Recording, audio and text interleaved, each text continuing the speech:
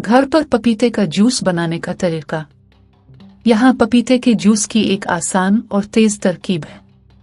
अज्जा: 1 कप पका हुआ पपीता, 1-2 चाय के चम्मच चीनी, आधा कप ठंडा पानी, चंद आइस क्यूब्स।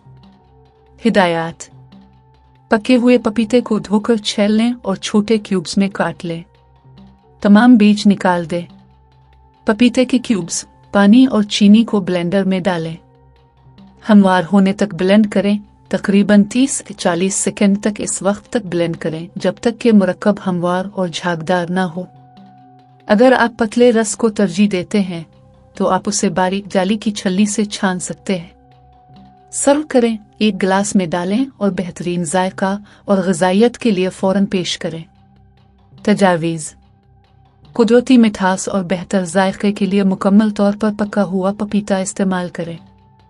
फ़वाइद: वज़न में कमी को फ़रोग़ देता है, कैलोरीज़ में कम और फाइबर की मिक़दार ज़्यादा।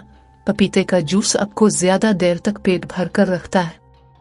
आँखों की सेहत के लिए अच्छा। इसमें बीटा कैरोटीन होता है जो विटामिन ए में तब्दील होता है, जो आँखों की सेहत और रात के अंधेपन को रोकने के लिए अहम है।